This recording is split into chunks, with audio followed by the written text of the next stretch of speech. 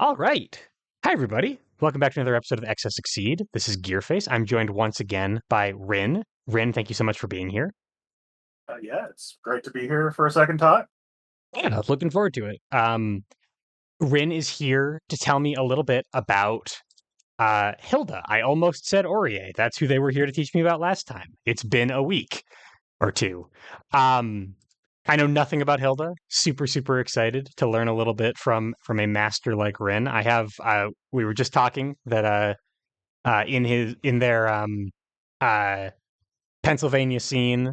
Their Hilda is somewhat infamous, so very excited to get some insight from them. Couple disclaimers before we get started.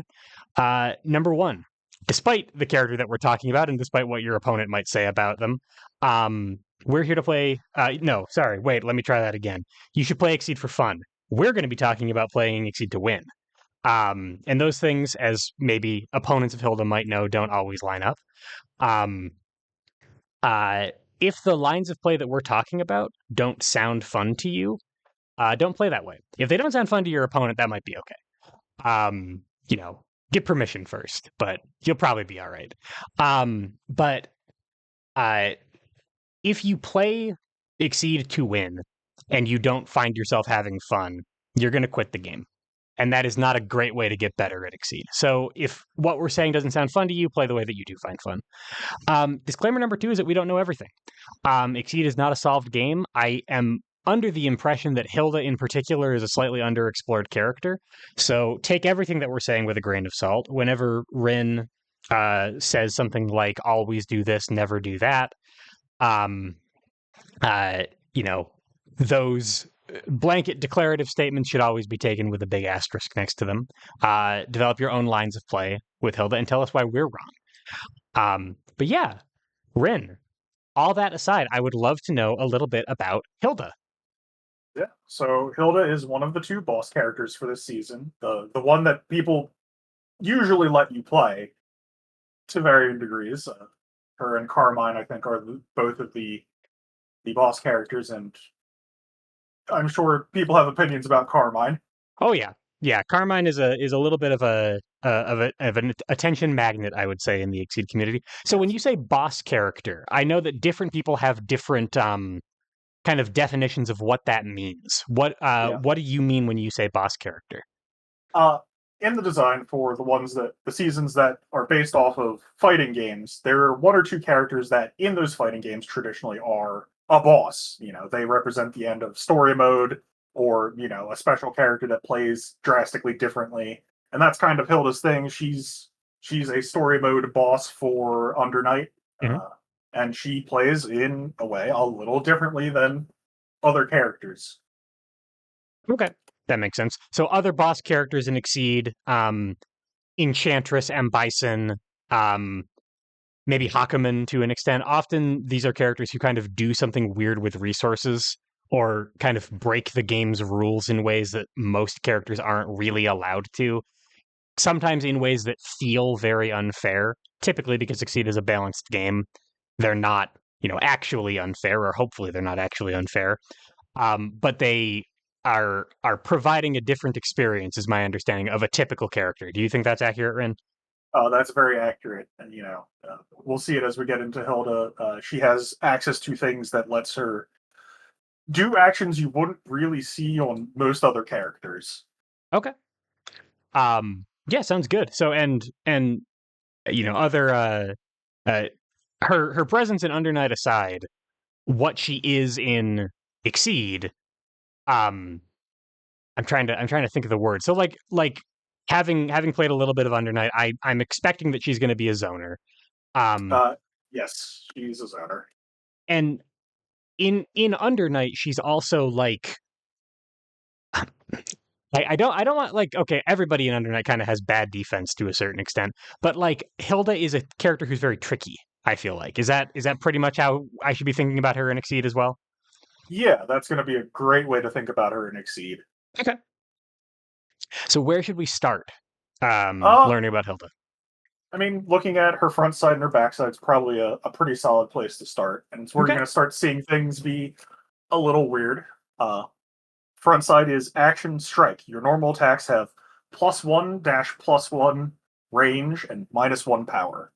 Okay. And it's kind of important to recognize that that means that if you're doing something like spike, it now becomes 3/4.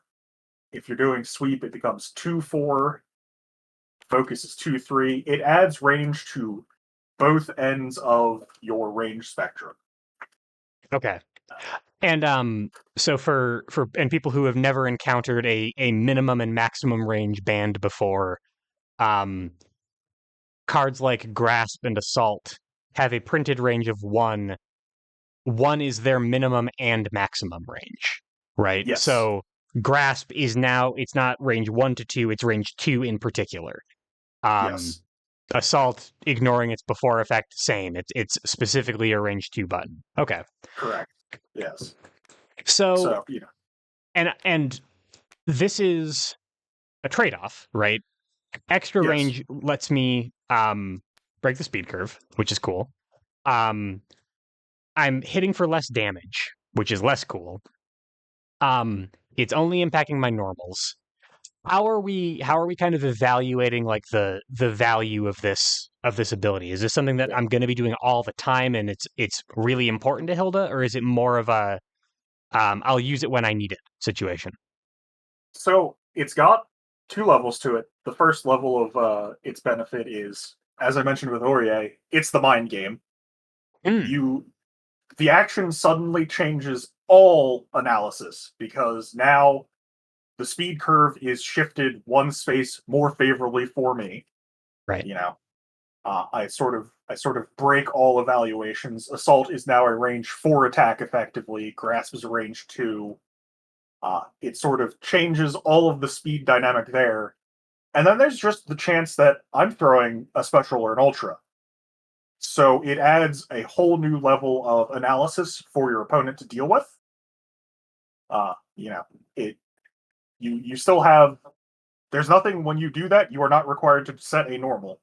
Sure. So Sure. its strength there is, you get a free mind game out of activating the ability. And then a lot of your normals become safer to some degree, You're up on the speed curve, which means you have options. Um, and you Okay. can So use that in the reverse to sort of telegraph, oh, I'm going to do a or I'm going to do a special here or something.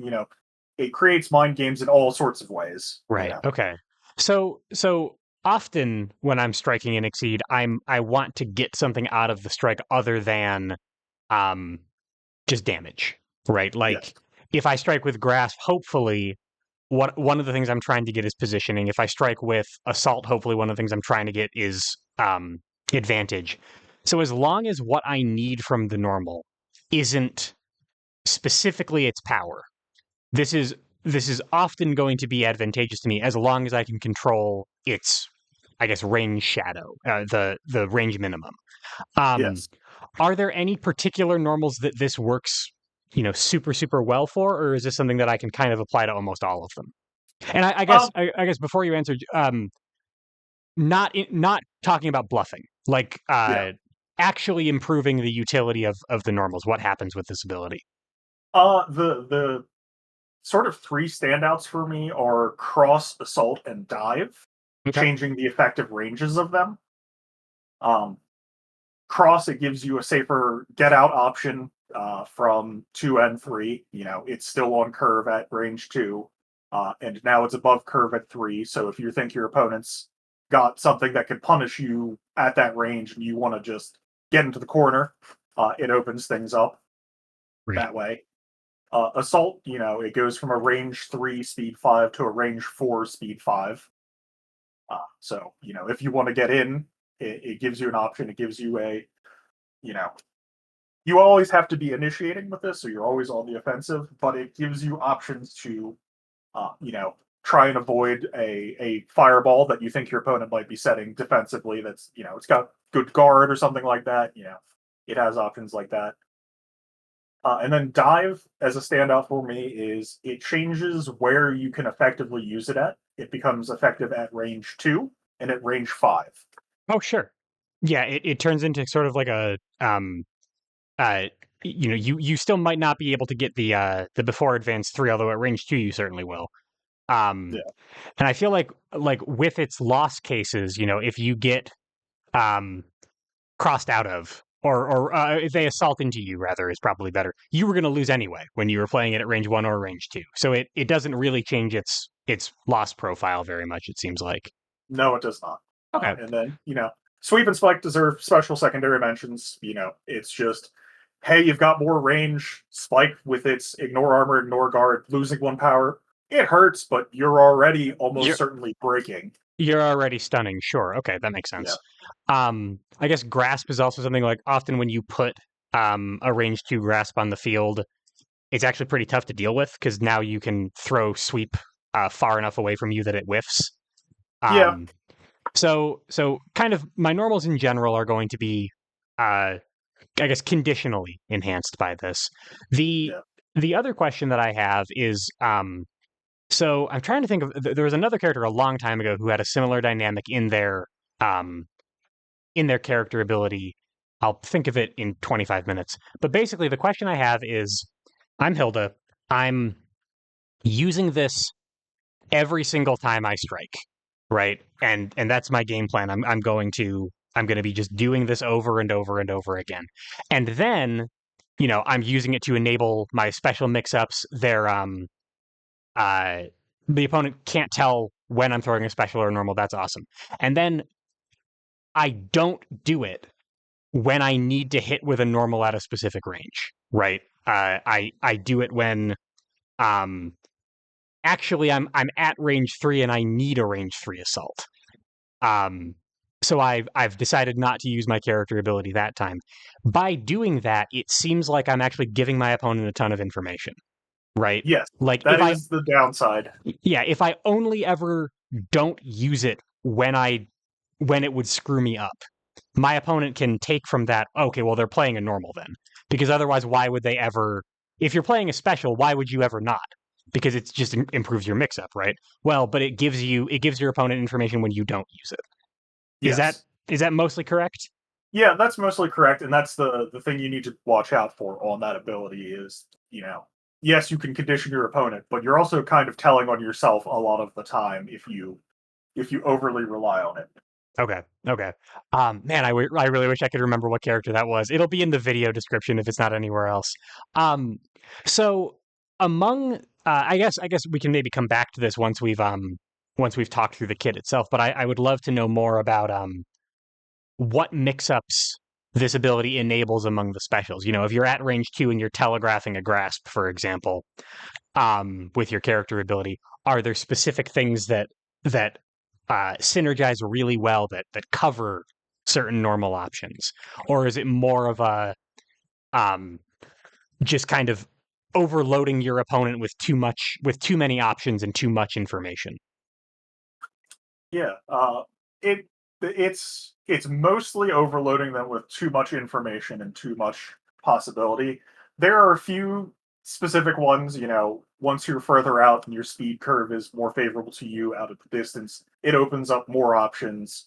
Up close, it's a little less. Like I never really. There's no good grasp bluffs. Like there's no good grasp mix up that it sort of opens up that I ever noticed in lines of play.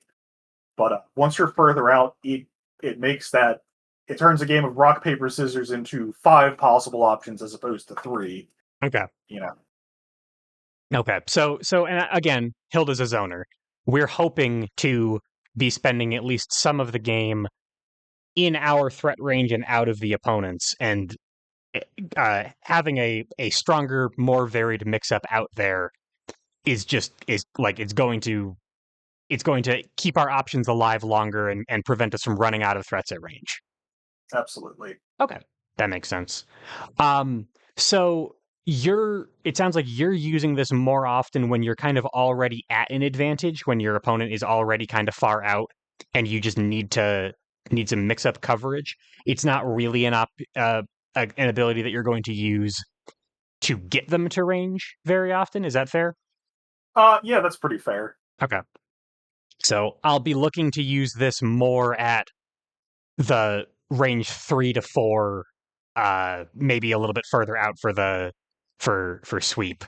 Um, the obviously range 1 is right out, but even range 2, it sounds like is not really super valuable to me.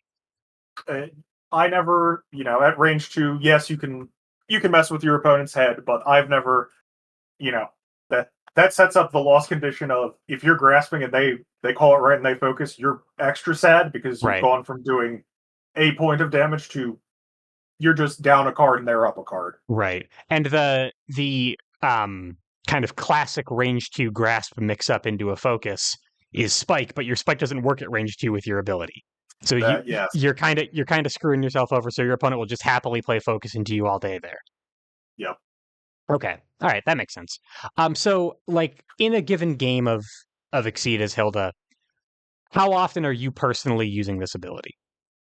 Um, on the front side, I'd say a solid about half of my strikes.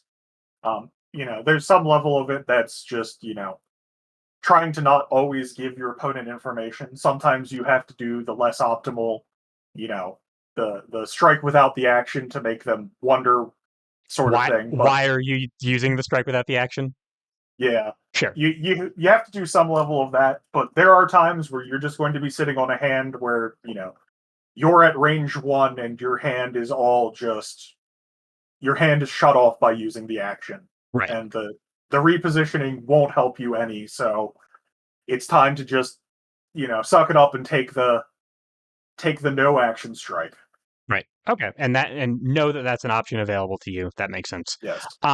Okay. And then I guess the other part of this as we get into talking about Exceed side Hilda, um how much actually let's talk about the Exceed mode first and then I'll ask these questions. But Yeah. let's flip over. There's a lot more text on this side. Yes, there is. Okay. Standard season 6 action: add a card from your hand to your gauge to revert. Yep. That's every season 6 character has it. And then for one gauge and action, choose one, push one, pull one, or draw one. Afterwards, take another action except strike. And then the parentheticals are: you may still play a boost which causes you to strike. Okay. This is some that reminder text is important. You have your normal kit which does allow you to strike, and you have a few. I believe you have one or two strike actions elsewhere, or take additional actions Yeah, I'm in your seeing you boost kit. definitely have a couple. You've got the light and you've got fade away, both of which would allow you to take another action. And those you can use those actions to strike. Correct. Okay. Um Yeah. so in terms of and I also noticed that this action doesn't say once per turn. So if I have 3 Correct. gauge, I You can, can do three. push push push uh fade away, strike from a lot farther away than I was a second ago. Correct. And Okay. that's almost all of the times you're going to use it. We've mentioned she's a zoner. Once she's in this exceed size, if she has gauge, this is when the zoning truly comes online. Okay.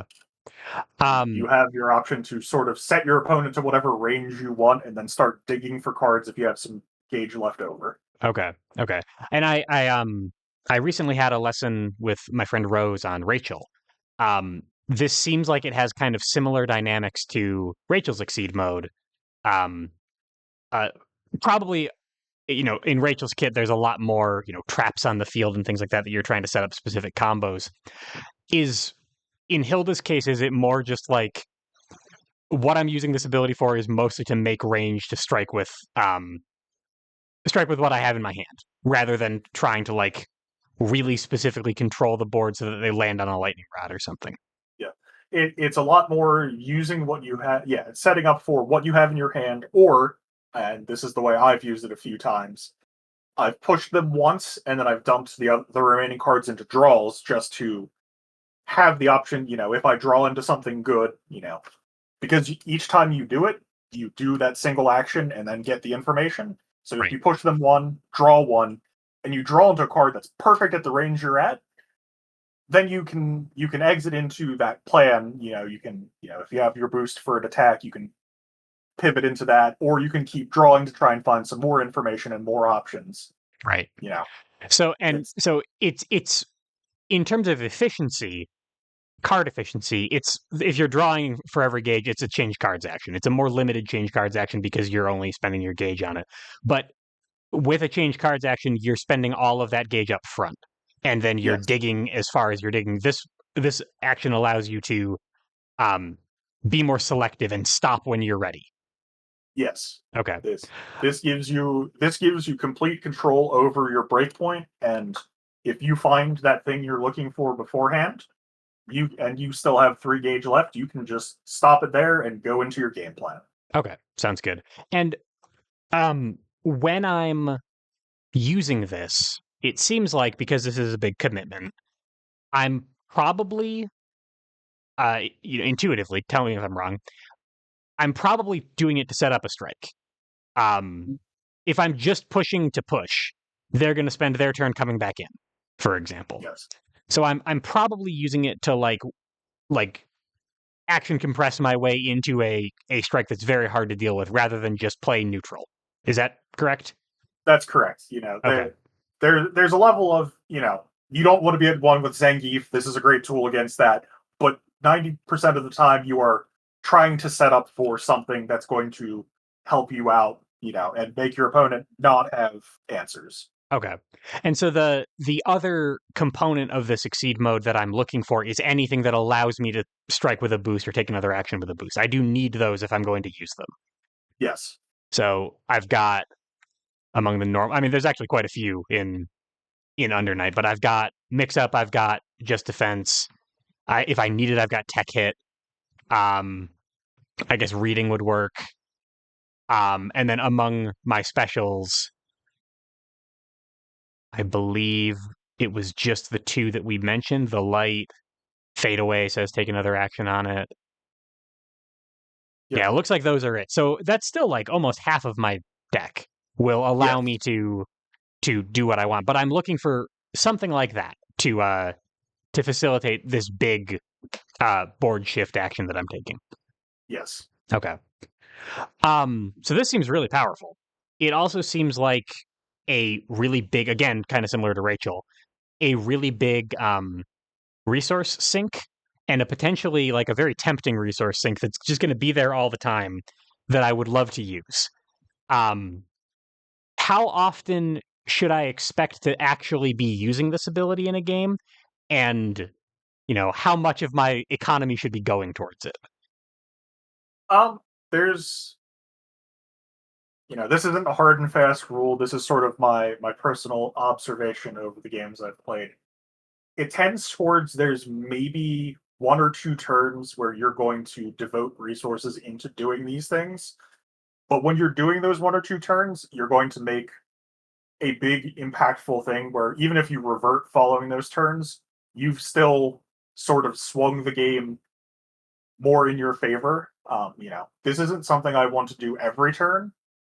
This is something that I want to sort of find the surgical window and use it as efficiently as I can. Okay. Okay. And so, um, getting from exceed mode to front side is instant. I can take the revert action and take another action, and that's no problem. Um, although actually, now that I think about it, does the revert action just allow me to strike? Um, So I yeah, push. that would. Yeah, So you push I twice. gauge push two, revert, and now with that revert action, I can just throw an assault or something like that. Throw a spike. Yeah, that would work because your that last action that has the rules text on it is used to perform the revert action. Right. And then the revert action gives you a new action which has no No rules. restrictions on it. Yeah. Okay, so I actually I can maybe be a little bit freer than I thought with my with I don't necessarily need these boosts that cause a strike. Although I excuse me, I certainly could use them if I wanted to stay in my exceed mode for later. Um, so the question where I was going with that question before I noticed that was um at because this is like a big impactful thing that I'm doing probably once or twice a game, and because it takes a turn to go from this Hilda to this Hilda, am I kind of just hanging out as Exceed Side Hilda for a while I'm waiting for an opportunity to do this? Yeah, that's generally been my experience. Is there's a point where I'm on that front side, and I sort of know the thing. Like I know that window's coming up, and I will exceed early. I'll veil off. I'll do an actual thing. I'll do whatever to get me into that backside, and then there's the added tension of your opponent not knowing when you're going to start cashing in, Right. and just you have to play a more honest game for a little bit, but you have that benefit of each turn that you get some interaction and you get a card to your gauge. You're just making the payoff even better. Sure. Yeah, you're still able to build resources on this side. Yep. There isn't really anything. Some characters, I guess the benefit of this side in terms of resource building is that your normals are easier to hit with most of the time. So you could probably maybe build gauge a bit more effectively. But if you're just hanging out as this Hilda and you're trading back and forth, hey, you're getting gauge, and that's fine. Um, okay. So when when I am this Hilda and I'm just kind of hanging out, waiting for my opponent to make a mistake or waiting for this combo, do you have any heuristics for like how do I put this? Actually, probably a better question is when I'm this Hilda, what triggers am I looking for that are going to make me want to exceed? If I have like 2/3 of a combo, is that when I'm starting to look for this? Or if I'm like, I have all the cards in my hand that I need, all I need is range. Um, what tells you that it's time to go? That it's time to exceed, Isilda? Um, my big thing is actually it's when I have most of the combo pieces I'm looking for a setup, and the second step is when I have enough gauge to be able to perform an action and still drop whichever of the two of my ultras that I'm probably setting up and do the action. So if I'm going to do in the darkness, I probably want to exceed at 4 gauge.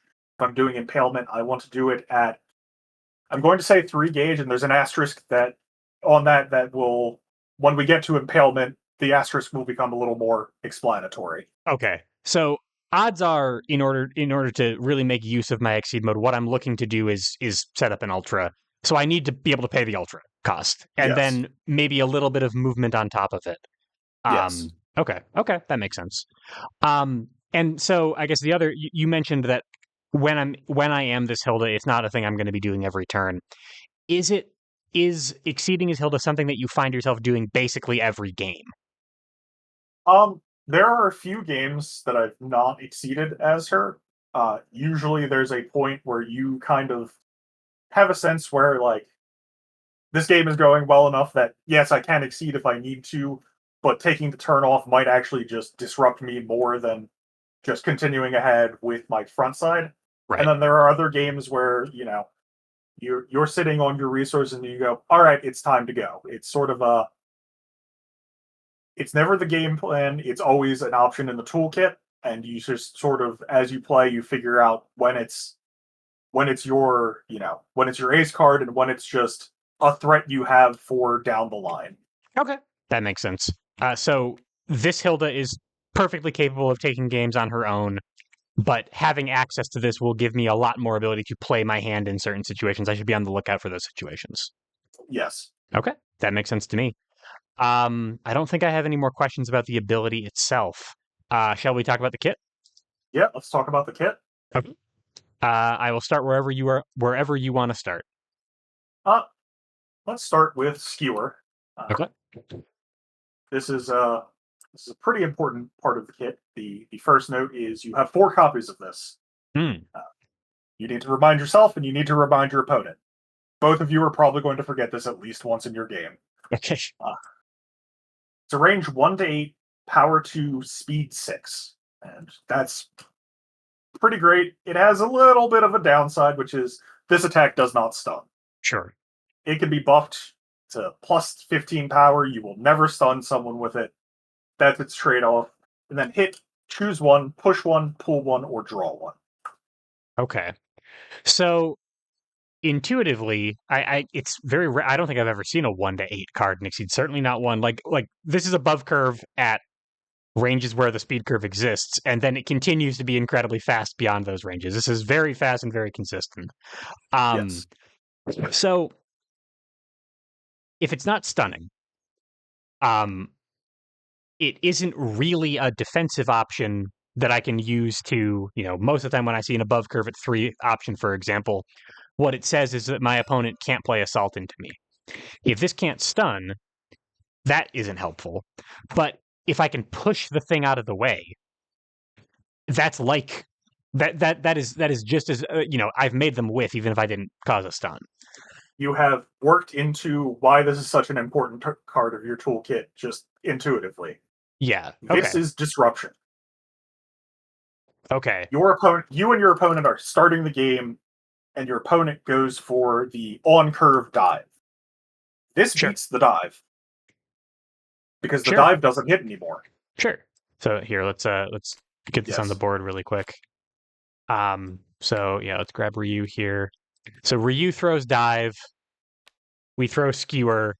Skewer goes first, pushes Ryu back. Ryu ends up here and whiffs. Yes. Okay. So This would also be true of assault at range 3. It would be correct. true of spike at range 3 or Two 2, or actually. three. Yeah, Yes. you pull in. Yep. Um range 3 sweep. Yep. Doesn't really do anything, I guess, to grasp and focus because they're one doesn't get moved, one would actually outspeed it. Yes. Um, but like, man, are there a lot of cards in Exceed that have I mean, every card in Exceed has a maximum range. Um, and many of them are slower than Skewer.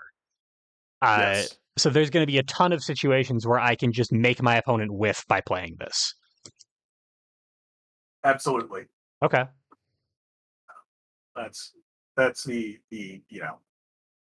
important part about it. And then its boost is also fairly solid. Uh, Hit +1 power, gain advantage, and add this to your gauge. Oh, sure. Yeah. This is a Chun Li boost, I think. There's a lot of value in this boost. Yeah, Um, I think it's Chun-Li. There, yes, this boost has existed before. This boost is really solid. You have 4 copies of this card. Don't be afraid to boost it. that's a lot of gauge. And if you, That especially if you're able to consistently land hits, which actually another copy of Skewer would be excellent for, um, that's a pretty impressive ability to generate gauge and advantage. Advantage is awesome too. Power is great too. Um, so, and I guess the other part of that is that because I have 4 copies, it's not like I'm boosting power attack a couple of times. The threat of Skewer is still there. yes, Okay, so that's valuable too because as annoying as this is to get hit by, I'm imagining myself as your opponent when you're playing Hilda. The thing that would really mess me up is when you haven't used one yet and I know it's there. And then you can get a lot of value out of it without ever having to play yep. it. Okay. Um, so this will keep me alive. It will mess up my opponent's plans. Is the draw on it just for I So guess the I guess draw is it would be for when you can't disrupt them and you get a little bit of an upside. yes. That's Okay. that's precisely it. You chuck it out. You're at range 4, and your opponent perfectly sees it coming, and they focus. This is your consolation prize, Right. or they just threw something out that they were just trying to position themselves, and wherever they're going to position themselves, you're content with. Mm, This is your, if they're at 5 and they're just going to dive in anyway to get themselves closer, right. And you it's have a a good range 2 option available right now. yes. Okay, that Uh, makes sense. yep. Okay. And so it sounds like you're going to use both sides of this card, both the attack and the boost, pretty freely. They're both useful, powerful things that you can do in your kit.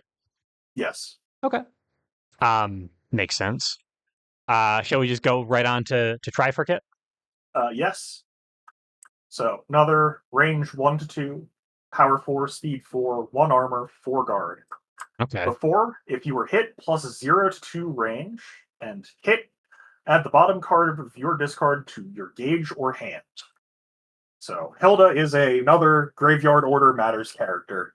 Ah, Uh, okay. So for people who are very new to Exceed and have come up on Guilty Gear, where this no longer applies, some characters in older seasons of Exceed care about discard order. Renea, Rachel, um, often the trickier characters in the game really, really care about this stuff. So it being the bottom card of my discard means that in order to recur a specific thing, I'd probably have to plan pretty far ahead. yes. Okay. Because it would be the first thing that I discarded that would come back to me. Yep. Okay. Okay. Um, are you often using it as a recursion tool, or is it more for gauge generation for you?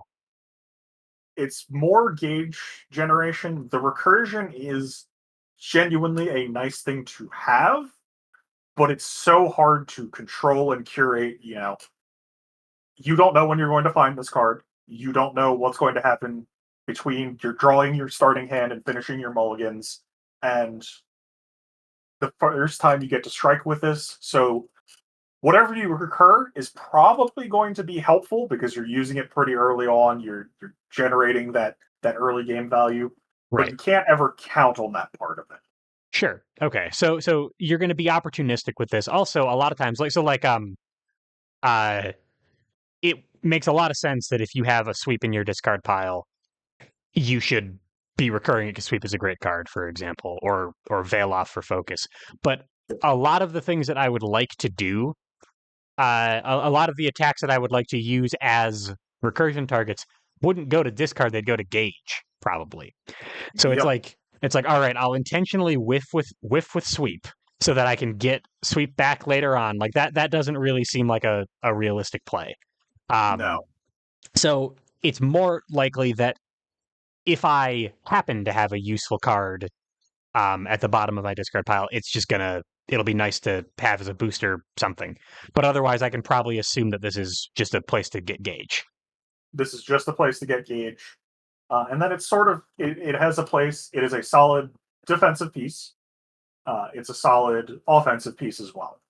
Yeah, I mean, looking at it, it doesn't really seem like it loses to basically anything. Yeah. It loses to the range 2 spike, but not really. Yeah, Like, I mean, if I traded down by one against Spike and got two gauge out of it, that's not too bad. yeah. Hmm. Yeah, its lose case is very rare. It doesn't lose hard that I've really seen because it's a mid speed. It doesn't, that yes, they can dive over you if they're initiating, and if that happens, most of the things you were going to do in your kit probably weren't turning out happy anyway. So like Sure. there's not it doesn't exist in a place where it has as many hard lose scenarios as most other cards. Okay, that makes sense. Wow, actually, no. As you say that, like, wow, you have a lot of very slow cards. Yes. Okay. So this being a mid speed and this being sort of a fast, I guess, but it doesn't stun. Um, there are a lot of things that a dive to get over me isn't going to be able to deal with. Yep. Um, other than that, though, I mean, if they grasp me, if they um cross out both time, like in any case, well, range one cross, range two cross, they would be able to get out of the way of. But remarkably consistent as a way to just get some gauge. Um, Yes. okay, so seems like a pretty easy attack to mash. Yep. What about its boost? Its boost is the first of her weird ones. Uh the darkness, the opponent or your opponent adds 3 cards from their hand to their gauge. You add 3 cards from your hand to your gauge. If either player is less than 3, you add your entire hand to gauge. It's disruptive, but you're giving your opponent resources to disrupt them. And it's Right, not at random. It is a full on choice that they make as long as they have 4 or more cards. right. It isn't optional that they do it. They have to add all Yeah. three, but it gives them some selection. Yes. Okay. So against certain characters, this could be devastating. Someone that's setting up a hand that is against a Plague Knight, you're ripping 3 cards out of their hand. That's possibly their initiator and the 2 boosts they were looking for. Sure. If someone's setting up a big Castle Crasher or what have you, this is disruption to that. But on average, you're just giving your opponent 3 gauge and yourself 3 gauge. Right. That's its own risk reward that you're going to have to make all your own evaluations on every time you're using it. Okay. And I mean, my opponent often would love that. So Yes. hopefully especially in situations where like my opponent can use gauge, like don't give this to Tager, right? Don't give this to No. a character who is so starved for resources because when they get resources they kill you with them. Um Yes. so I'll use it when I need gauge or when I need to disrupt my opponent. That both of those things sound pretty situational. Yes. Luckily, this part of the card, the attack part of the card, does not seem situational at all. Yeah. So The attack part of the card is not situational at all. if I'm It's not in a position where I could really use the darkness, Try Forget is right there, and it doesn't really need a very complicated sales pitch. No, it does not. Okay. How often do you find yourself boosting the darkness relative to playing Try Forget? In the games I've played, I can probably count on one hand the amount of times I've boosted the darkness. Okay. Uh, it's it is Plague Knight is a big example. Yeah. If anyone has any sort of tutoring effects where they go into their, I can only think of one character that has a tutor effect, and that's Dan. But if your opponent has an effect where they go into their deck and pick out a card and you can disrupt them with doing this, chances are you're probably going to be happy doing this. Sure. And then if there's a disparity, if you're getting the 3 cards and they're only getting one, that's a great window to use it. But you're often just going to want the attack on this card. Right. Sure. That makes sense. Also, sidebar, I can always tell when I'm talking to the folks from your scene, Rin, uh because the example characters you use, a lot man, it seems like a lot of people really have specific tech for Plague Knight, Arakune, uh Uh, Hazama, Renea. I can't imagine why. Um yeah, the Arakune one is not just Faust's issue. I was also the issue problem player. Definitely. No, yeah, I've heard a lot of horror stories about almost every person in your scene that I've talked to. So uh, you know, uh viewers, if you don't have a Plague Knight in your scene, for maybe you consider yourself lucky, but uh apply this idea to whatever problematic character who plays similarly. Maybe go watch the Plague Knight guide and try to glean some insight about what they're doing and see if you can apply it to other characters. Because it isn't just for the Palladium Exceed scene. Um, but it sounds like for the most part, Trifurcate is going to be the way we go on this card, and I'm going to be Yep. looking for opportunities to use the darkness, but I shouldn't be super surprised if I can't find any. Yeah. That makes sense. Shall we move on to Revenant Pillar? Yeah. This is a range 3 to 5, 5 power, 2 speed, 5 guard attack with hit. Choose to push one, pull one, draw one. The opponent discards a card at random or gain advantage. Wow. This is yeah. You'll notice there's a theme sort of, which is make a choice or make 2 choices, and they're all interesting choices to make. Uh, so with this one, you have push, pull, draw, sweep, and advantage Sure. at a hefty range. So I mean, There's a whole lot of there's heuristics with this card, obviously, because it's so many choices, but it's sort of straightforward every time you're going to use it. right. And I mean, there are some things in here that are kind of like, you probably wouldn't use push and pull together, for example. Yes. Those probably would not be the two options you chose.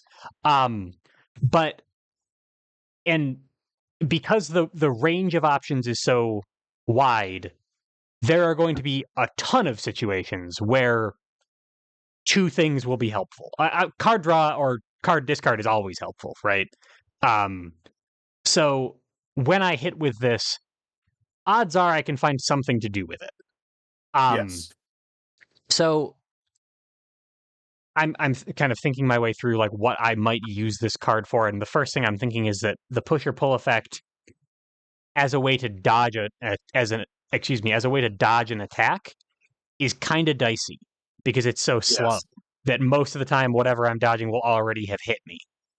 yes. Okay. Uh, it's not it's not defensive in that regard. That push or pull, there is you initiating against someone trying to sweep you at 3 is the only situation without applying boosts Right. that you are going to have push or pull do something as a defensive tech. And at that point, it's not really defense because You you were were initiating. initiating that. Sure, sure, okay. But like in that really, really, really specific situation, this is a mid speed. It beats a slow.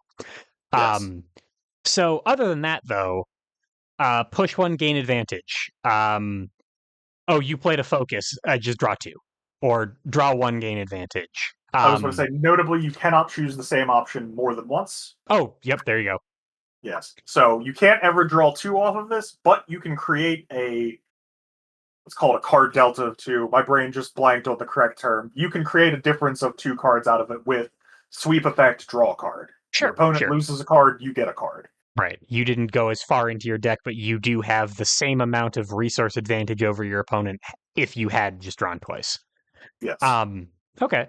And then, I mean, another kind of adage that I've heard is that if you have the opportunity to gain advantage, at minimum, that's worth two cards because you could just spend that turn prepping. Um, Yes. so if all you want is cards, draw one, gain advantage is gonna get you, three minimum. Um, any other particularly useful combos that you use this card for, or is it kind of just what you find in the moment that you need?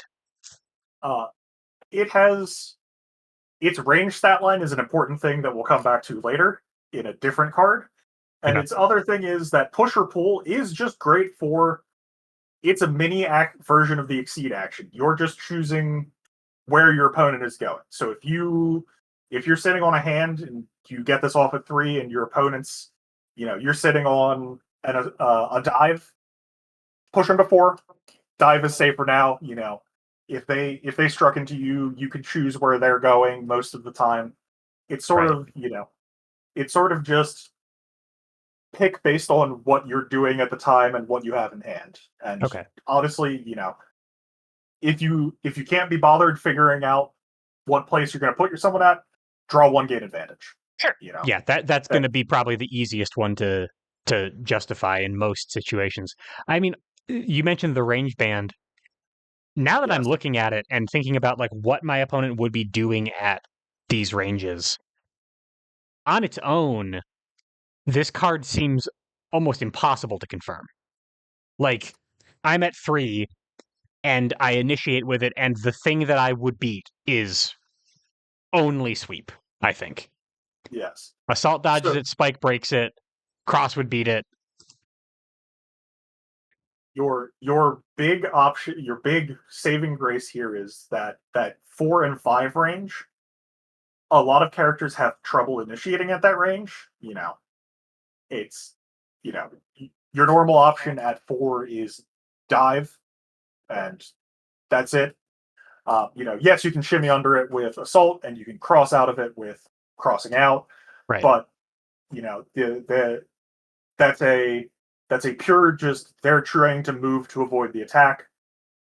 So you can more safely do this at 4 and 5, and at 5, yes, it seems like it's telegraphed, but because you have skewer, they Mm, always have to contend with the skewer option at 5.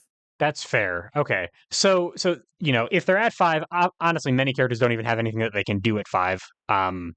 If they do, it might be a projectile, in which case this is completely fine. Sure. Um, so I'm probably going to have to do some work to confirm this card. It's never going to be a guarantee, but because I have skewer, if I am at range, I can maybe like reliably threaten it at the very least, if not like outright confirm it. Yes. Okay, that makes sense. And then what about charged attack? Yeah. So is a boost, +2 power. When you advance or retreat, add this to your gauge. It's a solid boost. That is fierce with the upside of being able to add it to your gauge Yep. conditionally. If the advance or retreat happens while you're striking, you do maintain the +2 power.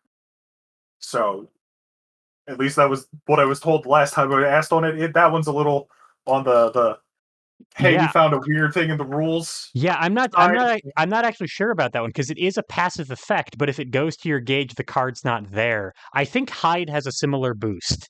And Yes. okay. Uh TBD on that one. Yeah. Folks. So people at home, be careful using charge attack in that way because we're not actually 100% sure how it works. I can check with some very very rules knowledgeable Exceed friends of mine who can figure that Yeah. out. But so, let's say that it's for the purposes of this conversation, let's say that we don't get everything we want out of it. Um, that would mean that assault with +2 power would not be available. Dive with where did dive's over here? So Dive with actually, +2 power. assault is available because assault is close. Oh, okay. Again, maybe TBD on that too, because Yes. I want to confirm that as well. That Yeah. whether or not close is a subset of advance or not. Yeah. Which Um, I don't ever remember because so many games handle movement so differently, right. and I've got many two-dimensional games and their movement rules buzzing around in my head. Definitely. So let's assume like minimum viable, right? Uh what this is +2 power or gauge. Yes. And Yeah. if we're wrong and it's stronger than that, awesome. Then we've expanded the play space even more that lets us do more things with this boost. Yeah. Um but with those restrictions that might be imaginary in mind, anything that moves me is going to be problematic. On Hyde, a character who has a lot of dive in and jump in effects, that might actually be kind of significant. On Hilda, who is in part a projectile character, I could throw this on Skewer and hit for 4. I could throw this on Try for Kit and hit for 6. Like there are situations where I could use this even if it works the way that my inkling is that it works that way. Yeah. If it does work that way, Hilda can still make use of this boost fairly easily, it seems like. For sure. Okay. Um, do you find yourself uh, using charged attack more often than Revenant Pillar, or is it kind of 50-50? It depends on who I'm up against. It's probably 50-50. Uh I started playing before season 6. I played seasons 3, 4, and 5. So going from a point where this was just the boost on grasp but better to a season where you don't have that boost anymore, I find Sure. myself using it more in a nostalgic sense, if that makes sense. You want You know, fierce, I want Fierce. right? Fierce is one of my favorite boosts. It's just such a solid, simple, straightforward boost. Yep. You know, Yep. Makes uh, sense. and then conditionally, this is like it's it's a threat. This card, it's a boost, and if you give me time off, this could just become free gauge while I'm doing something else. Right. You know, Right. if I take if I boost fade away on my next turn because you didn't strike because you didn't want to deal with the +2 power, that boost goes to gauge, but I'm getting I'm sort of refunding the cost of fade away And by it and doing it that. and it's and it scared off the opponent from striking for a crucial turn, and Yep. that's valuable in itself. The other thing that we should probably point out is that if the boost does work the way that I think it might, cross would be fine either way because cross is an after effect. Its movement is Yep. an after effect. You would be able to hit for 5 and cross out without too much trouble. Yes. Um, okay, so really, if it is a problem, it would be for dive and assault, and also for any of my movement boosts, mix up, uh, air dash, anything like that. I would have to choose, but Yep. if the choice is that I get gauge, that's not actually a horrible choice. Yep. Okay, that makes sense. So just a solid boost all around on a pretty solid attack. Um, cool. Uh, how about interference? Yep. 1 to 3, 4 power, speed 2, uh, guard 6. hit push X. X is the opponent's speed. Oh my god. Yeah. There have been times where we're the game. We're like this, and then all of a sudden the game is this. Yeah. This Yeah, is that's a nasty. solid. It's a solid defensive card.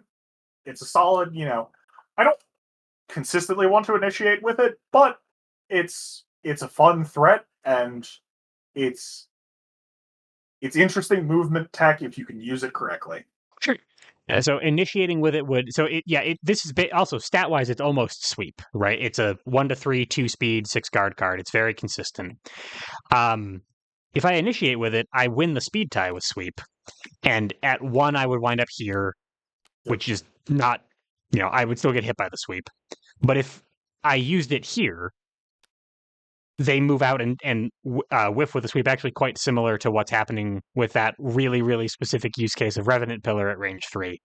Yes. So I have some ways to kind of gum up my opponent with this. But also, if they throw, I don't know, an assault into me, and I say, cool, I I hope you enjoy your advantage out here. Yep. Okay. So at minimum, this is just a consistent card that's probably going to be okay. Yes. In the right circumstance, this is going to enable all sorts of really scary zoning stuff. Yes. Okay. When you're up against that grappler that has that fast, hard hitting option, and it's not going to break the guard, but you're not going to be happy for it. Right.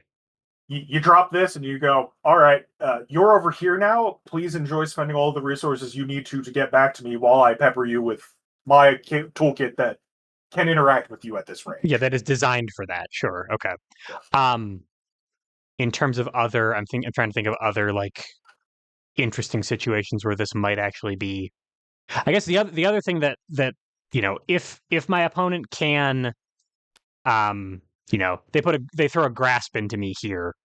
Yes. Um, They choose it, which corner they end up in. right. Yeah. Basically. It seems like the answer here is to go like this, push But you over even here. still, yeah, That's still range 4.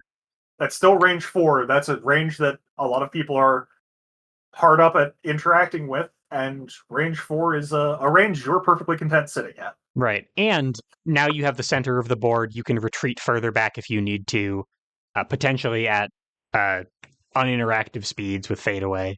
So I'm pretty happy, uh, almost no matter what, if I can get some distance out of this card.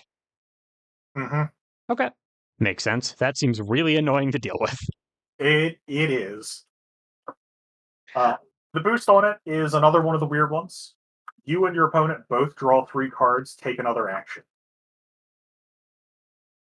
It has the same caveat as the darkness. Yeah. Which is you're giving your opponent resources. There are times you can disrupt your opponent with this. Coming to the top of my mind, Dan. Dan wants to have no cards in hand or only 1 card Or in one hand. card in hand. Sure. Okay. This is the disruption for that. Any character that has a similar want to curate, it's a boogeyman, Plague Knight. You're disrupting him as well.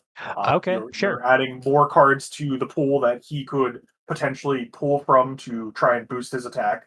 Right. Beyond that, this is another purely situational thing. If your opponent has some way of interacting with the top of their deck and they've done some top deck interaction, those cards in their hand now, and they have less perfect information going forward. Right. But you're still giving your opponent 3 cards. Maybe you can use it to set up a reading by stacking your opponent's hand with more cards when their deck is already pretty thin and upping your odds of hitting with something. Yeah. But in terms of just like the overall resources that are changing positions, you're spending 1 to draw 3. Your opponent is spending nothing to draw 3. So Correct. have a reason. It sounds like to play the light. Otherwise, interference seems like a very easy card to just mash. Again, actually quite similar to Try Forget. Yep.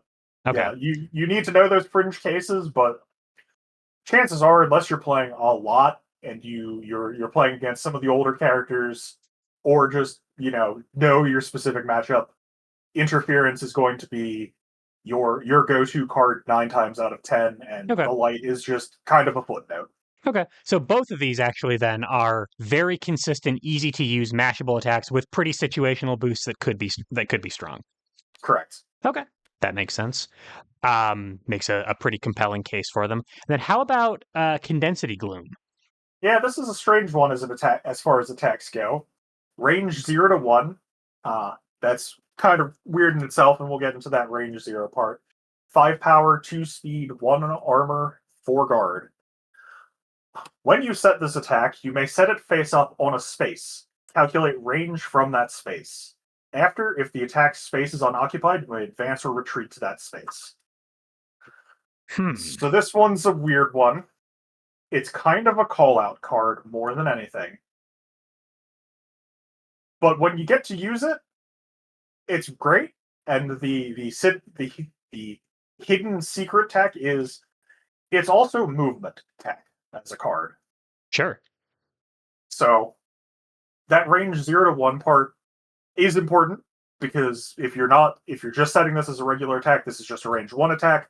But if you set it on the board, if we're at these ranges that Hilda and Ryu are at right now, and you think your opponent is going to, they have a boosted range and they're going to come in with an assault, they have the +1 range, you can just set this here on this space. And it would hit 0 and then 1 in either direction.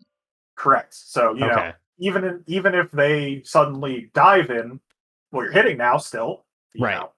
But if they had only gone this far, you're still hitting them. Right. Right. Okay. So, and the movement is optional. You may Movement is advance or retreat optional. to that space. So, if I wanted to, I'm. This is a fairly. I'm thinking. I got a couple things I'm noticing about this card at once. The first is that um, I'm never going to mix somebody up with this by playing it face up on the board because they can see that the card is there. Yeah, But there's nothing that tells me that I have to do it on my turn. So correct. as a defensive card, I can, as you said, a call out. I can say, well, all right, I'm going to either hit you quite hard with this, um, and trade quite well, or like put it over here. And that was one of the important movement techs is this can just get you get you out of dodge with movement. If you're not afraid of what they're going to do to you, this Right. is a great way to get to the range you want to be at. Okay. That makes sense. The other thing that I noticed about this card is something that I've learned from several lessons on Guilty Gear characters, which is that 2 speed, 5 effective guard cards are really dicey to use on defense because man, you really don't want to lose clean to sweep. Correct. Um, so that is dangerous. Yes. Um, if I'm going to run into a card on defense, actually also the same thing would happen with Spike. I really don't want to lose Yeah. to either of those. Yes. Um, do you find yourself uh, what are some ways that you can mitigate that with Hilda? My biggest two pieces of recommendation are when you as Hilda are at ranges 2 and 3. This card, I don't want to say may as well not exist because if you're keeping track of where your opponent's cards are and what they've been doing, you can know when the spikes and the sweeps are offline. Right. So it's safer when you know that information, but you always have to be fully aware that ranges 2 and 3, this is a danger zone card. You're losing to spike and sweep. Just there's not a say in that matter. There's no Right. way to really do this and fix this. But you know, so that's my big call out. And then my other call out is or my other big piece of how to mitigate it is, if you're at this range, uh, just throwing it here and pressuring your opponent. Saying if you're initiating, it's a sort of, do you have a way to get out of this attack? Make them have the answer to it. Right. We're at this range. You're either going to burn a block, you're going to burn a dive. You're going to burn one of the character's defensive tools. or they're just going to have to stand there and take 5. Right. Okay. So it's actually kind of similar in that use case where you're initiating with it at range. It's actually kind of like a chaos card. Yeah. Where is he? This guy from season 6. Who's Yes. uh who's doing a lot more of that. You know, putting something on the board and making your opponent deal with it. This one being face up. Um, is a lot more of a like show me you have the answer rather than throwing a mix up. But Yes. on the other hand, you can do this on defense too. Um, Yes. And that's one of my favorite things is, I've put my opponent here, I've put my opponent at a far range, and there's someone that can't initiate well, but they'd be content diving or assaulting in because it's applying a strike. These are no longer options they can safely do because I can just, right. you know, You can deny them those spaces and say, all right, well, yep, hit take 5 damage, and yep, then closer up. Obviously, I think you're completely right. Like at range 2 and 3 in particular, like do not initiate with this card, especially because yeah, you might beat the sweep, but they can just defensively spike you, and there's nothing you can do about that. yep, On defense, it seems like it's a little bit desperate because if they spike you or sweep you, you're in serious trouble. Um, are you willing to do it defensively at those ranges, or is it really kind of better to save it for situations where it's a little bit safer or where you can use it as like a ranged threat? I would rather use it as a ranged threat. A thing I said in Aurier is if it's going to keep me taking game actions to find a better choice later on, I'm perfectly content to do it there.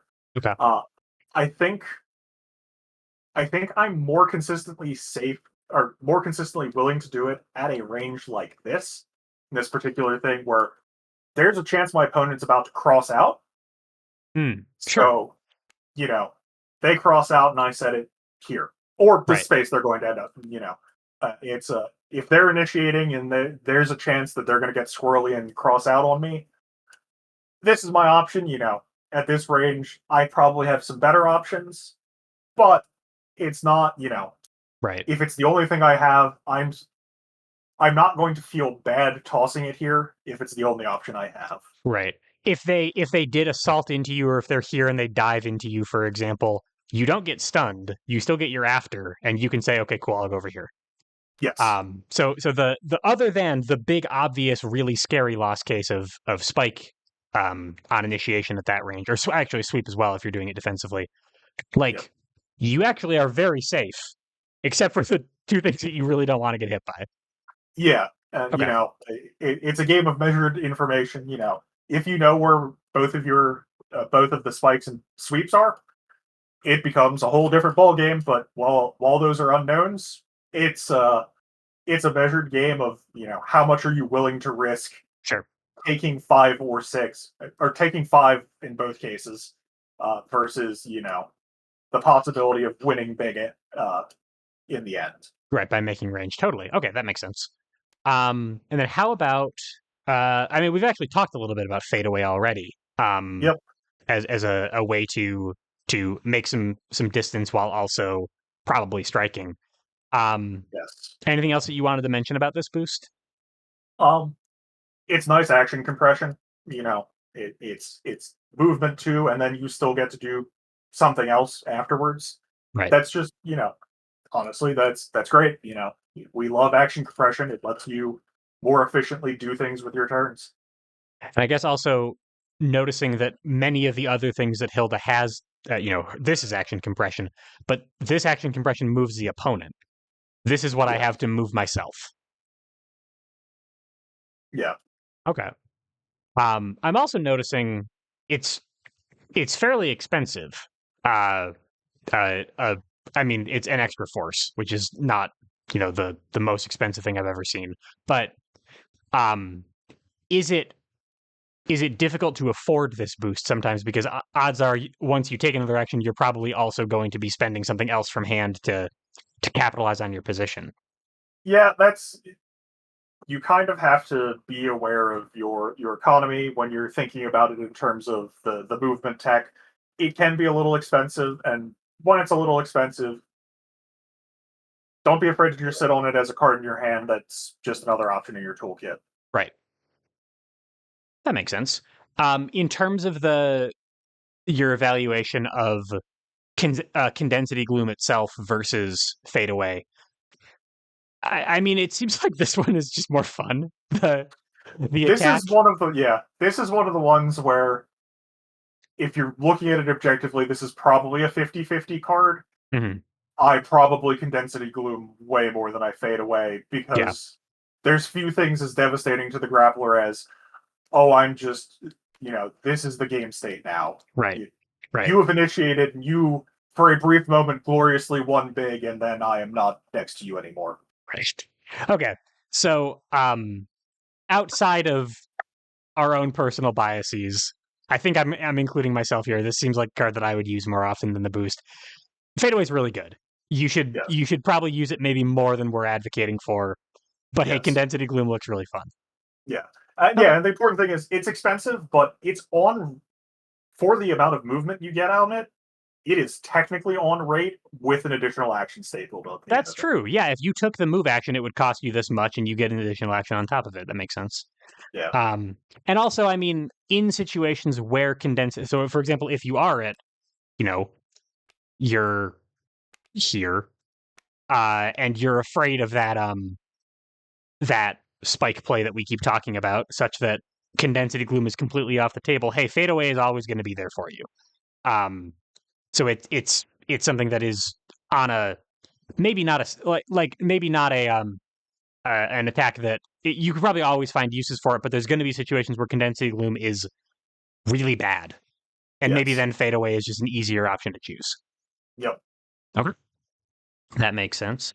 Um, Now, you've alluded to these once earlier in the lesson that these are what we're doing to these are our targets for our exceed ability, our Yes. ultras. Um, These are the ones that kind of have the biggest payoff for having people in specific places. okay, so yeah, tell me a little bit about in either order actually. Tell me a little bit Yeah. about Hilda's ultras. So let's go within the darkness first. 3 gauge, 4 range, 2 power, 7 speed. Hit, push, or pull 2, draw 3, and gain advantage. Wow, This is like, yeah, other than damage, this is a an absurd amount of value. This is good in every way except for damage. yes. Oops. And that's the big thing. Like, this is the this is the boogeyman range 4 card in a way. Because yeah, they can probably avoid the damage that's coming from it, but you're about to get 3 cards in advantage and Right, put them wherever you want unless they burn a focus on this. right. If they and unlike our other big rangy or long range extremely above curve option, this does stun. So Yes. if they do try to dive into me, or even in Ryu's case throw a Hadoken into me, I do have a ridiculously above curve defensive option that would stuff them cleanly, while also setting a range I want and getting me advantage and getting me card draw. Yes. I mean, saying all that, what this tells me is that I will only ever be initiating with this because who in their right mind is going to throw anything at Hilda at range 4 when she has 3 gauge? Yep. Okay. Yeah, this is I have never once defensively used this except for maybe in like a for fun game where my opponent just we all just spaced and went, "Wait, no, this was an option. This was a bad choice. I've Right. made a mistake." Right. So despite it looking like an all-star defensive card, it's such an all-star defensive card that unless they have a way to beat it, Yes. which probably most people don't. I'm thinking about so Tatsu, Ryu's Tatsu has the armor to get through this, but not from here. Yeah. Um, No. so most of the time, if you are up against somebody who can initiate into you at range 4, you'll know. Yes. Um, but other than that, just a something. So it sounds like the player advocating for is like they're at range 3.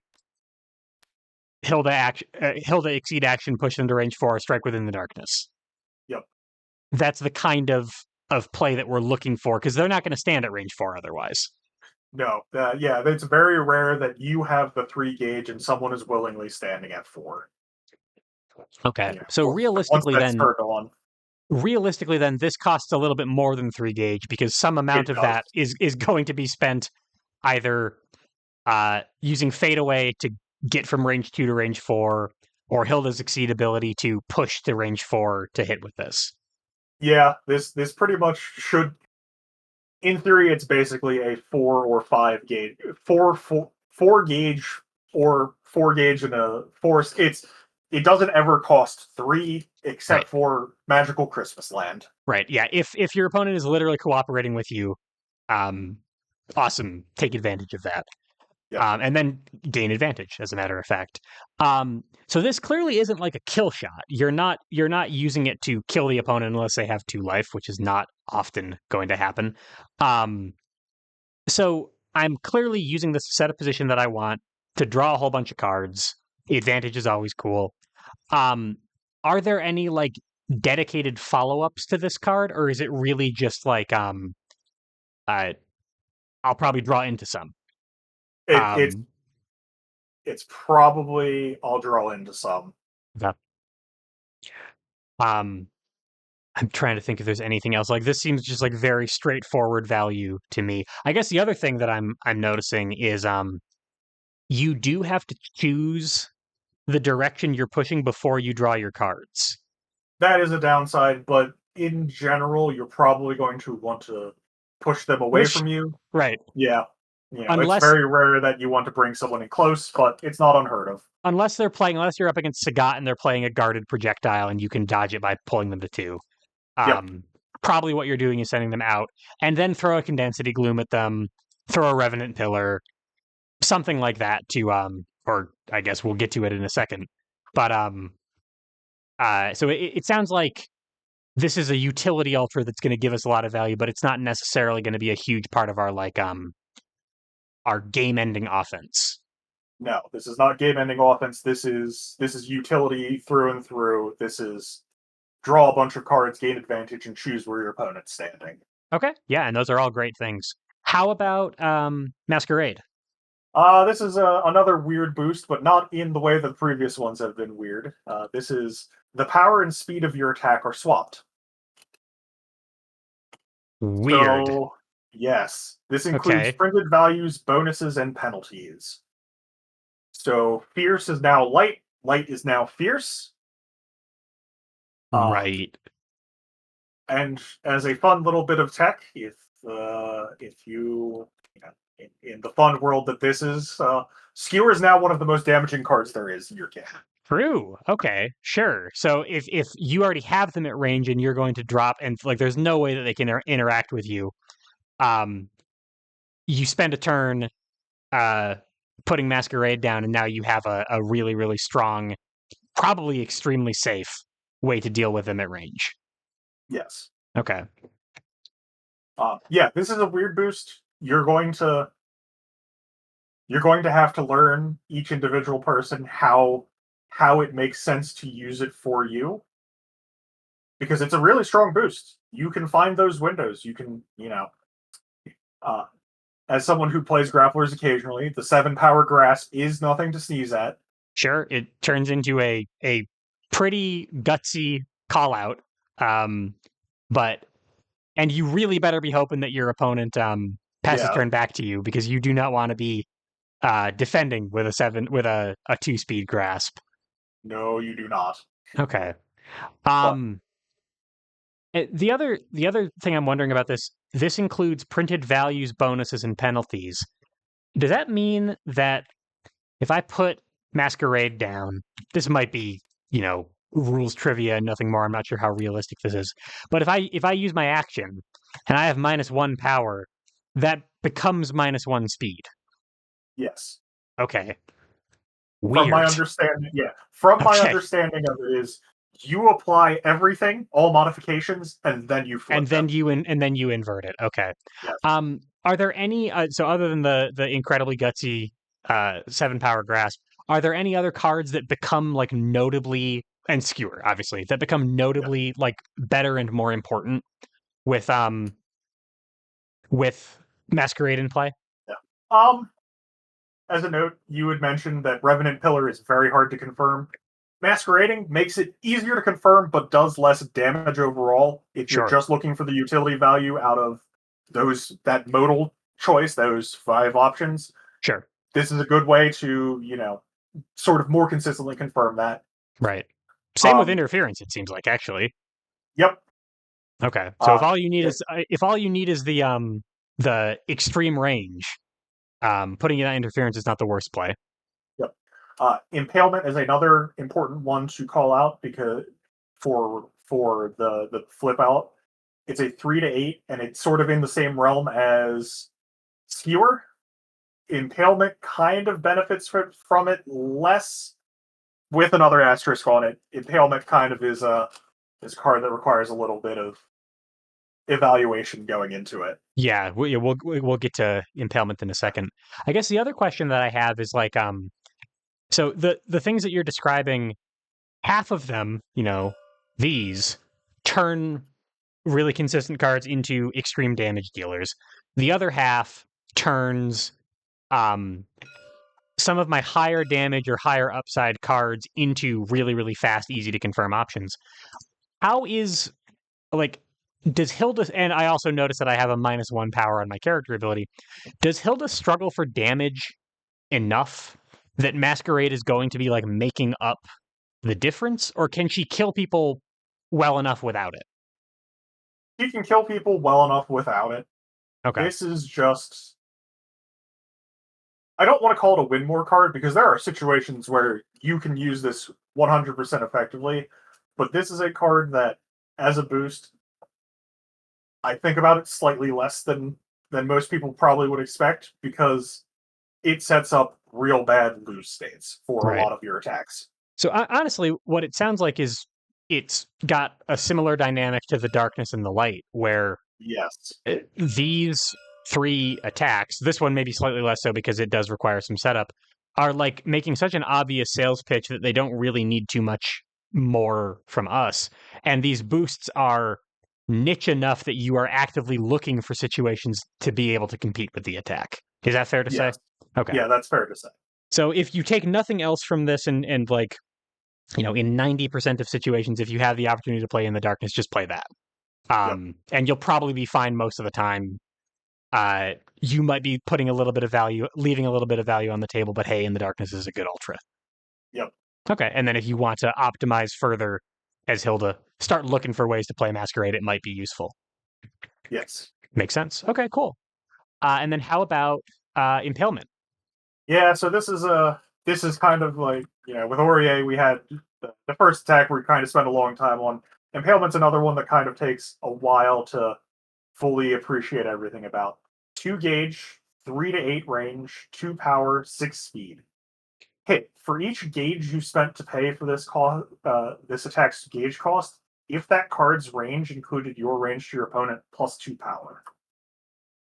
Okay, So all those asterisks I said before about certain things, they relate to that hit clause in a right, way. right. Your opponent's range to you is one of the most important resources once impalement is online. Because Oh, I this can see. this is a six this is almost every time I've used this is a 6/6 Right, attack. right. We're 3 to 8 for 2 gauge. Yes. Okay, Now that range 3 to 8 is conditional based on what you can get out of it. In the darkness is a utility. It's you see, you're getting a movement tech, you're getting draws, you're getting advantage. Impalement is where you're going to try and do your damage. okay. And that's what makes that backside sort of more important is if you're sitting on Revenant Pillar and in the darkness, you need your opponent range 4 to get that +4 power. I see. So maybe in that situation, um, I'm I'm in exceed mode. I have enough gauge to pay for this. Um, one of the gauge that I'm spending will be a card that will not hit the opponent at that range. Yes. Yep. So I spend in the darkness or I spend grasp, Yep. but I don't spend skewer. Yes. And then I pay impalement with my skewers, with my revenant pillars, with my um, sweep, for example, um, and then hit for 6. Yes. Okay. So, sort of all of your attacks have to evaluate into how they interact with impalement. You know, your normals, uh, spike and sweep are the only ones that can meaningfully contribute to impalement, but all the other ones now kind of read bring your opponent to the range you want to if you're exceeded. Right. You Right. So know, if I hit with assault, if I hit with dive, if I hit with grasp, awesome. That's 3 gauge that I can spend moving my to bring opponent that. out without messing up impalement. Yep. Okay. Uh, and then its boost sort of what bears mentioning right now because it has a fun, weird rules interaction with itself. Uh, Paradox. One force, -1 power. The range of your attack is inverted. Yeah, it's about as confusing as you kind of expect Yeah, it to be. I think we found another weird one. Yep. Anything that hits normally no longer hits. Anything that misses now hits. Okay. You can grasp someone at range 8 now, And not at range 1. and not at range 1. Okay. The weird rules interaction here is paying for the gauge. The thing that you're paying out of the gauge, from my understanding of it, evaluates as if that boost was not there. Mm. So that won't let me because I'm not the range of your attack. These things that Yes. I'm spending here are not my attack. So Yes. all I would do with Paradox on Impalement is make Impalement hit from range 1 to 3. Range 1 and 2. Because 3 would Thank hit you. Yeah. normally. Yes. Yes. Range 1 and 2. Yeah. And hey, that could be conceivably useful if I had a Yeah. cross and a focus in my gauge Yep. to pay for it. Okay. That's very Yeah. weird. Yes. She's a character full of weird boosts. Do you find yourself using Paradox, or is Impalement too important as a source of damage? Impalement is very important as a source of damage, but I have a few situations where I like to use Paradox. Okay. And we sort of hinted on one of them, which with Condensity Gloom, where we noted it's kind of hard to use. Well, when we're here and I don't know where my opponent's going, and I know that their dives are offline just for the Sure. sake of this hypothetical, Sure. and I have Paradox out, this hits. There's no Sure. way they're getting to here or here. Right. And this, when we were talking about Condensity Gloom earlier, we were treating it as an either or. Like Yep. either I'm hitting my opponent with it and cashing out, or I'm using it to make range. With Paradox, I can use it both at once. Yes. Okay. Um, That's kind you of know, funny. yeah. If you're, if you're dealing with an opponent who's trying to get in, uh, you know, we're at this range and they're going to dive into me. Well, you're back in the corner now. I'm sorry. Right. You know. Yeah. Right. Okay. So similar to what we're doing with when we're talking about like grappler movement, characters who are using cards to advance that aren't necessarily even going to hit. Um, I've got ways to um, they can't even dive into it. I'm even further back, right? They can't even Yeah. dive into it, but they're I can still threaten interference at that range. Yeah. Okay. Yep. Um, So this seems like it's mostly there, with the exception of the Condensity Gloom play, as a way to uh, allow for attacks to hit. All right. So if I've finally made range to my opponent, and this is my hand, yep. I would really appreciate being able to hit from super long range with normals. Yes. Okay. I think I see the vision. Yeah. Um, And it's worth noting Revenant Pillar as well. You know, uh, probably the best example is Revenant Pillar is online here in most yep. cases.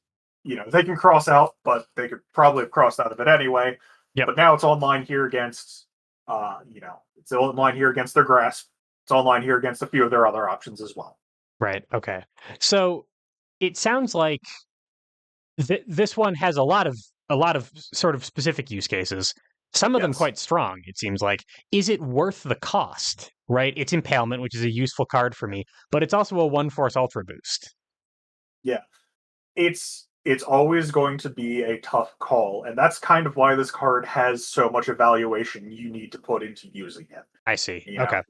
it's this is one of your game ending effects.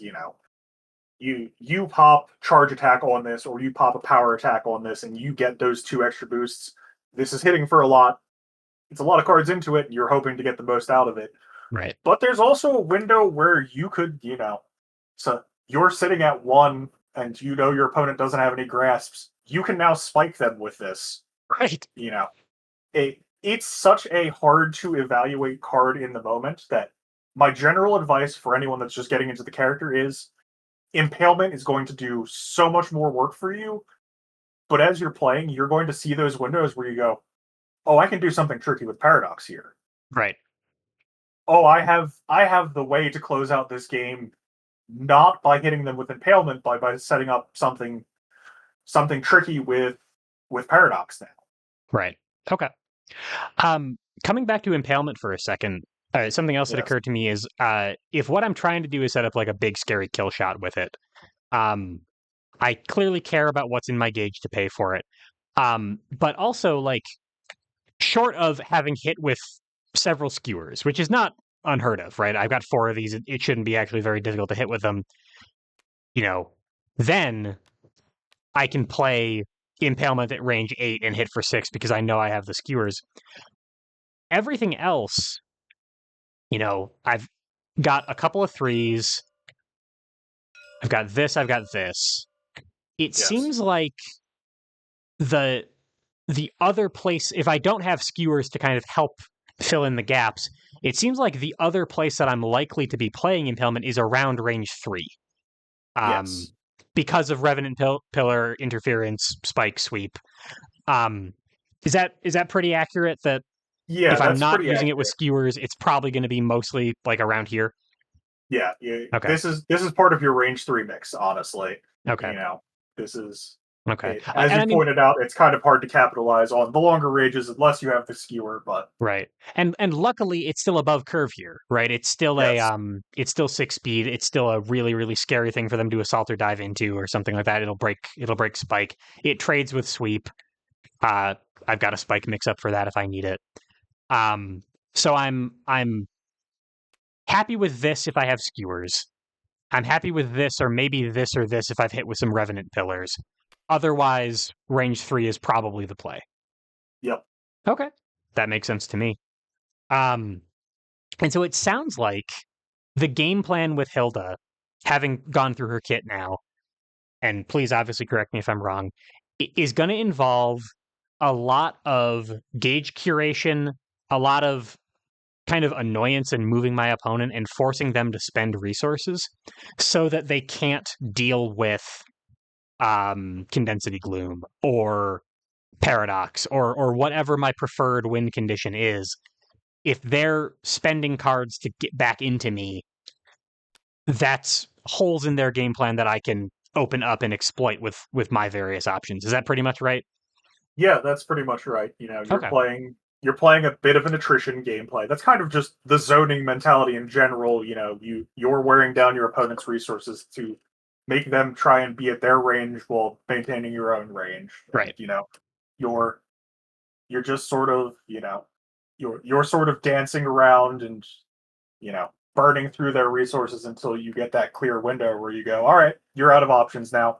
Impalement. Now it's my turn to drop an impalement. What are you going to do about it? Right. Okay. Okay. And they might have uh a boosted speed dive to get over impalement or something, but you don't play that until they've already gotten rid of that card. Um and so you're looking for uh what options they're spending, and that's going to enable different cards in your kit. Yes. Okay. That makes sense to me. Um, we talked a little bit about some of the normals, obviously how they interact with your front side ability. Um, I'm also noticing that uh, she has a lot of slow attacks, None of them actually seem particularly great on defense except for interference, which is basically a copy of sweep. Yeah. Um, Often characters like zoners really crutch on the attack part of their normals a lot because that's what they have when their opponent is punching them in the face. Yes. Um, is that pretty true of Hilda? That like when we're looking at the normal attacks and their boosts, I'm probably preferring to play the attacks most of the time because they're going to be more relevant when my opponent is having their way. Yeah. The two caveats on that are just remembering their range. That it's always an important consideration for Hilda is just your game plan is to keep your opponent at range 3 or further based on what you've got for impalement. Right. So uh, if you can get those sweeps and spikes in, that's even better. And then the other thing is that if you're on the backside, you're you're going to more highly evaluate your now strike boosts than you would normally, Sure. because it gets you out of the rule compression or Right. the rules text that got put on that action. Right. It would let you uh it would let you use a strike while staying on exceed side. It would give you, in the case of mix up, a little bit of extra movement that you didn't have to spend for on gauge. Um, so we're looking at our readings, our tech hits, um, mix up, maybe just defense as ways to pay off those situations while staying on exceed side for later. Yep. Okay, that makes But sense. otherwise, yeah, your normals are your way to play the game while it isn't your turn. Right, that makes sense. And obviously, that's not to say that we won't use respect or superior or something like that. But most of Oh the yeah. time, it sounds like we should be thinking of these as attacks first if we're not using these now strike boosts. Yes. Okay. Any particular standouts among the normal boosts that Hilda really loves, other than these now strike ones? Um, None of them particularly speak to me. I mean, superior is just it's superior as a boost. Right. You know, Right. but next attack is EX is just you know that's just great text. You Sure. love to see it. It's not, but like none of them particularly stand out to me. Okay. Um, you know, So I'll pretty much use them the way that a normal character would. I'll use respect to get out of the corner. I'll use veil off if I really need to exceed and can't afford the gauge. I'll use tech hit when I can't deal with a boost. Like they're kind of pretty self explanatory. It sounds like. yeah, pretty much. Okay, that makes sense. And then my last big question before we talk counterplay is about Hilda's economy. So the things I'm noticing, I've got a lot of card draw in a lot of different places in my kit, um, which is cool, right? But a lot of times the card draw is a either uh, a situation where I've got to choose between it and something else. So I probably Yes. wouldn't choose the card draw unless it's like a situation where the movement wouldn't let me dodge something. Yeah. Um, and frequently it's on like so. In the Darkness is a huge economic upside, but it is also on a 3 gauge ultra with a pretty specific range band. Um, Yes. I've got a lot of uh, ability to get gauge. I've got some tools to generate extra gauge. I've got lots of really consistent, easy to hit attacks, but I also have an easy thing to spend gauge on. So what is her like? What does her economy feel like to play? Is it a lot of getting lots of resources and then spending a lot of them? Are you hoarding? How are you navigating all of these different ways to spend resources?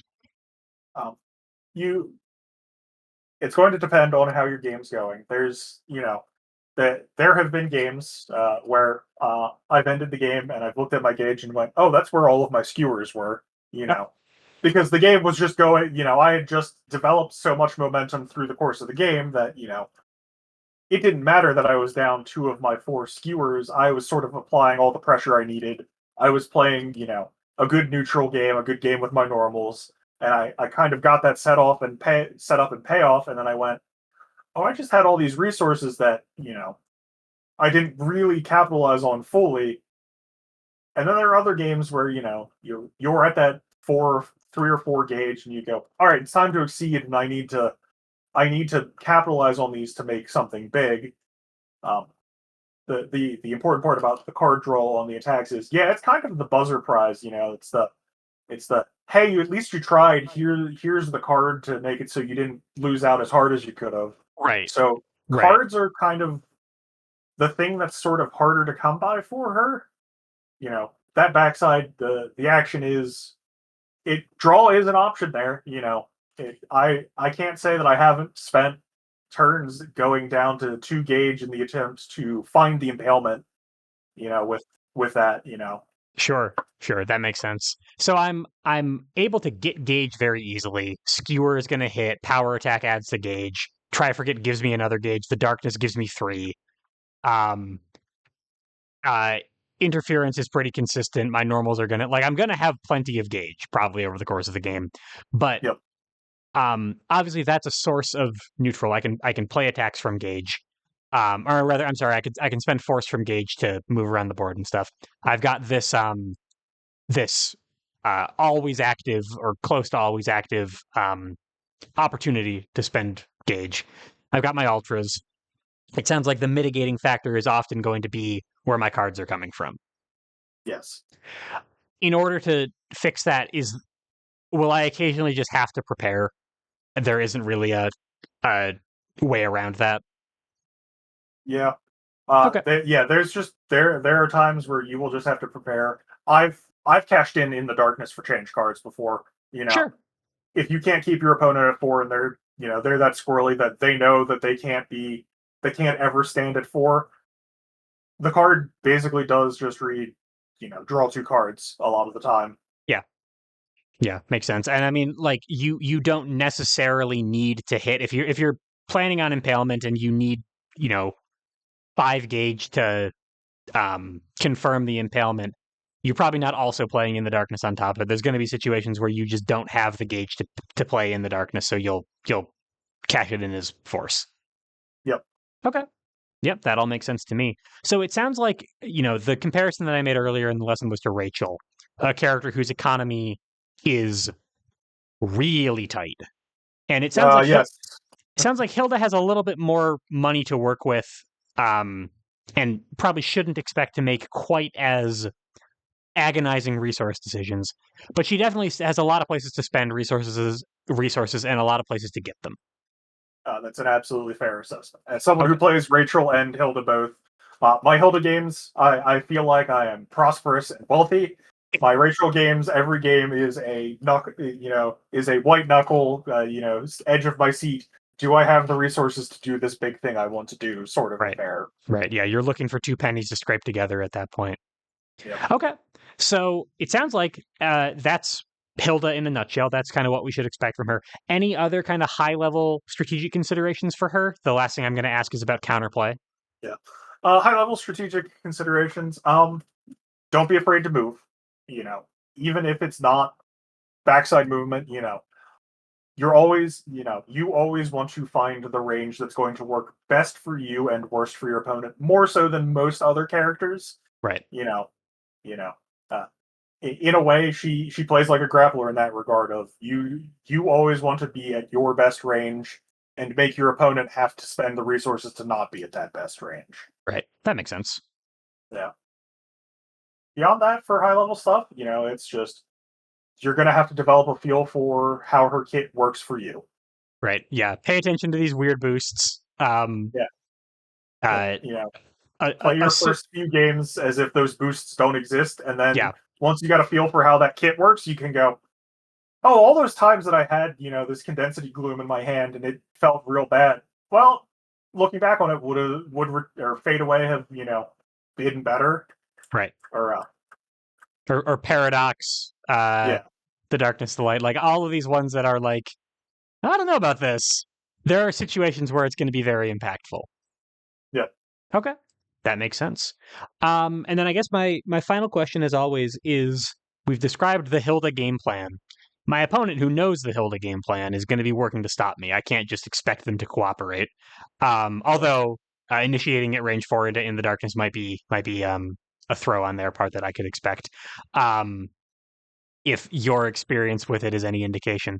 But what is my opponent doing to stop Hilda? The thing that you're doing and there's sort of like game phases for this sort of information. When we're at the start of the game, the most important thing you need to remember is that statistically, the Hilda probably has a skewer in hand. Right. That a number one advice, because it's the thing that I've gotten people with the most, is, oh, I can just dive in here. No, No, no, you you can't. can't. Right. Yes, you'll end up at 2 for me, but you're not doing the 5 damage to me. Right. And So I have the ultimate say on where you're ending up. right. So just assume that Hilda like she's only got 4 of them. There's 30 cards in her deck. She won't always have one, There's but 32 cards in her deck. 32 cards. Right. She's got 2 extra skewers, of course. But Yep. I expect her to have them at really inopportune times. Until you know exactly where all 4 of them are and you can account for them, it is a loaded gun she has access to. You know, Okay. your options in the early game become less good because she has this card. And it Right. might just mean your turn 1 has to be pitch 2 cards, move to range 1. Sure. You know, it might not feel great, but it feels a lot worse for her to be at range 1. Right. And it sounds like that's the counterplay in a nutshell is you want to stick close to her. Yes. And the sort of mid and late game is, you know, she's keeping a watchful eye on what you've done. You need to do the same to her. You need to see when her gauge has 2 skewers in it, and she's at ranges 3 or 4 or 5. Now's not the time to get fancy and try something cute. Now's the time to get yourself to range 1. Yeah, and just immediately deal with this impalement threat. Okay. Yeah. If you're playing a season that has parry, Yep. be on top of your parries. Yep. Just get rid of it. Yeah, Okay. if you can parry it, parry it. That impalement being offline, it is a turn of momentum you take away from them if they have to reshuffle to get both their impalements back online. Yeah. I feel like the sort of eternal curse of complicated characters like Hilda is that you as the Hilda player are doing, extremely difficult equations in your head while you're figuring all this stuff out. And your opponent's very effective counterplay is I go here and I punch you. And there's not very much you can do about that. So Yes. in some cases, the counterplay to Hilda might be simpler than the Hilda play. Yes. Hilda is very, you know, she this range isn't the worst for her. She has options here, Yep. but once those options are offline, then this range reads probably free 3 damage with every hit, at the very least. Right. So Yeah. So when you're in this range, it seems like the big one to watch out for would be interference. Um, look for ways to shut off condensity gloom when you can. Maybe stick to the middle of the board so you can't run super far away with it. yep. But for the most And part, you're just hoping to brawl with her and beat her with your probably better close range tools. yep. Okay. And just remember, grasp does not get you out of trifurcate range. That's an Definitely. important lesson as well. Yeah, a lot of her stuff like Trifurcate, interference, both of these seem very consistent at what they do. Yep. To just try to get more out of it than what she's getting out of Trifurcate. Yes. Okay. Well, cool. Anything else you wanted to add to this discussion, Rin, or should we wrap it up? Um, I I think it's a good place to wrap it up, honestly. All right. Well, wow. I feel like I've learned a lot. Hilda was one of the characters that I've sort of deliberately not looked at in advance of this lesson because it was one of the characters that I hadn't explored. And I was like, well, going in blind is always fun. So I feel like I've learned a ton. I'm super thankful. Thank you so much, Rin, for your time and your expertise. I really appreciate it. And I really enjoyed talking to you about it. Yeah, thank you for having me on this. Of course. Yeah, it was great. Um, folks at home, I hope you enjoyed it. I hope you learned something. Go play Hilda. Go really annoy your opponent by throwing them to range 8 with interference. Um, have some fun. Find some weird opportunities to use the darkness and the light and paradox and masquerade. Tell me all about them, please. Yeah, until next time, thank you so much for watching. I will see you for the next one. Goodbye, everybody.